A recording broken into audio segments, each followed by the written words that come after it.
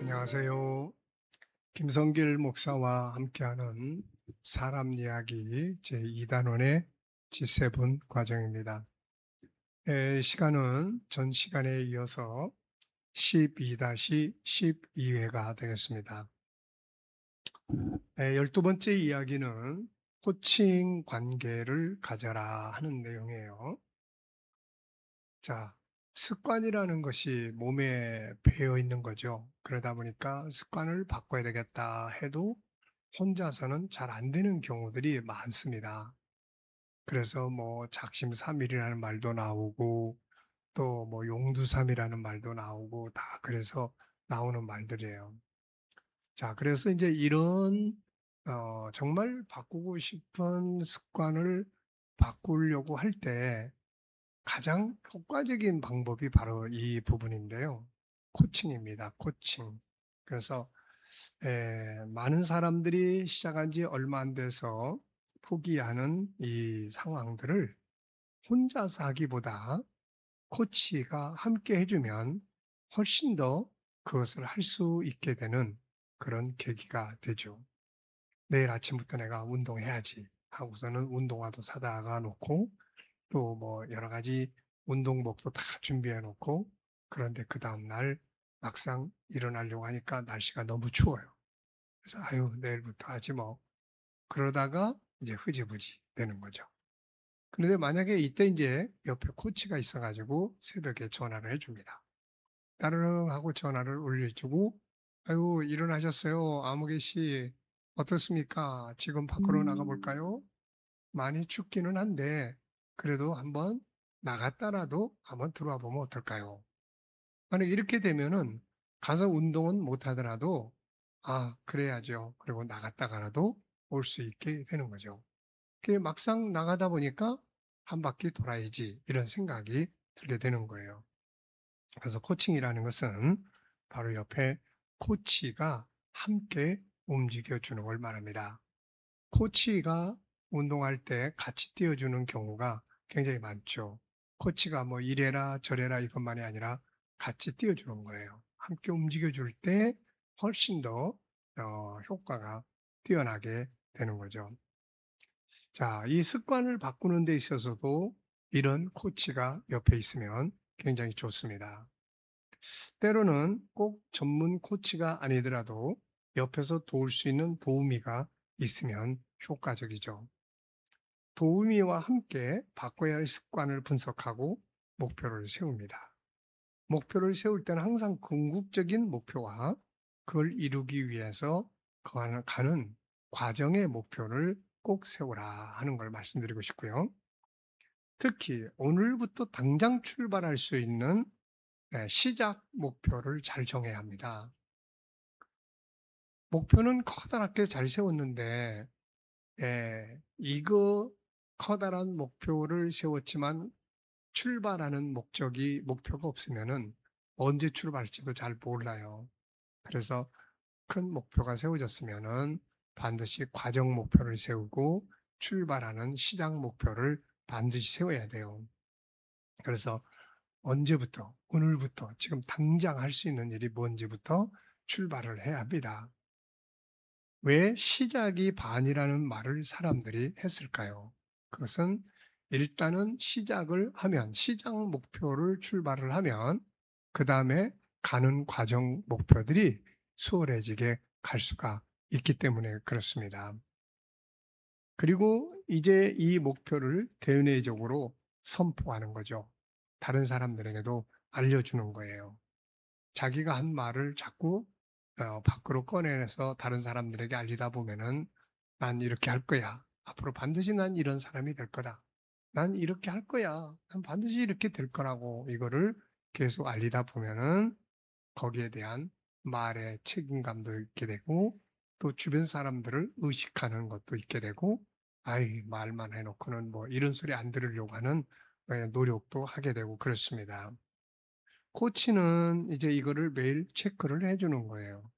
그래서 잘 되는 부분은 칭찬하고 격려하고 보상을 해 주고 안 되는 부분은 또 다시 분석을 합니다. '왜 이 부분이 잘 안 될까? 그렇다면 이걸 가능하게 하는 방법은 뭐가 있을까?' 그래서 또 분석을 합니다.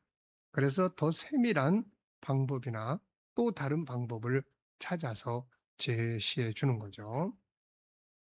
이런 과정을 같이 가주는 사람을 코치라고 합니다. 코치의 역할은 답을 그냥 주는 게 아니에요. 습관을 바꿔야 할 그 사람이 답을 스스로 찾아갈 수 있도록 도와주고 그 찾은 답을 행동에 갈 수 있도록 도와주는 역할을 하는 겁니다. 혼자서 움직이는 것보다 이렇게 옆에서 봐주고 지켜주고 공부해주고 지지해주고 확인해주고 이런 사람이 있다면 훨씬 더 습관을 바꾸는데 도움이 될 수 있고 효과적이 될 수 있습니다. 자, 이렇게 해서 이제 우리가 12가지의 습관 바꾸는 방법들에 대해서 쭉 살펴봤습니다. 한번 다시 점검을 좀 해보면요. 첫 번째는 분석해라. 자기 습관이 어떤 좋은 습관이 있고 어떤 나쁜 습관이 내 삶을 무너지게 하는지 이거를 분석을 해라. 그 다음에는 이제 분석했으면 그 중에 하나라도 붙잡고 이걸 내가 반드시 바꾼다. 이런 의지를 갖는 게 중요하고요. 그 다음에 이제 의지가 있으면 좋은 습관을 대체해야 되겠죠. 그렇다면 A를 B로 바꿀 거냐, C로 바꿀 거냐. 그래서 좋은 습관을 대체하고.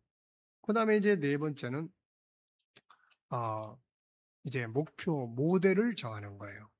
내가 바꾸고자 하는 습관을 이미 살고 있는 사람들, 또 살았던 사람들, 이런 사람들을 정해가지고 내 모델로 정하는 겁니다. 모델이 옆에 있으면 훨씬 수요져요.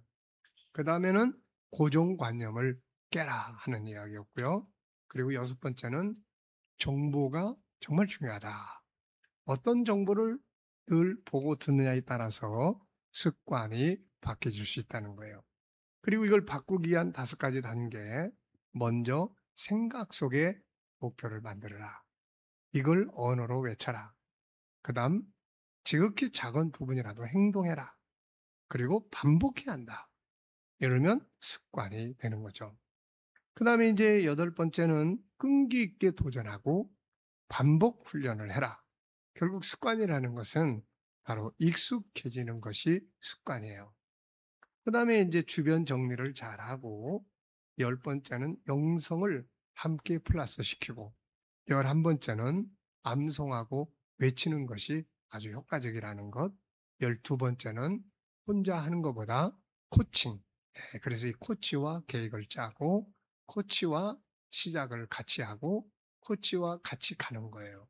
그래서 코치가 확인해주고 체크해주고 그러면 이걸 실천할 가능성이 혼자 하는 것보다는 훨씬 높아집니다.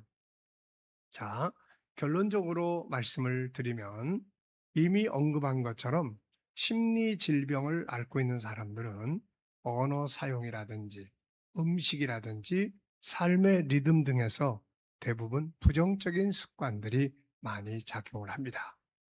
그러므로 치유의 중요한 과정은 이 잘못된 습관들을 바꿔서 긍정적 습관으로 바꾸는 보는 데 있습니다.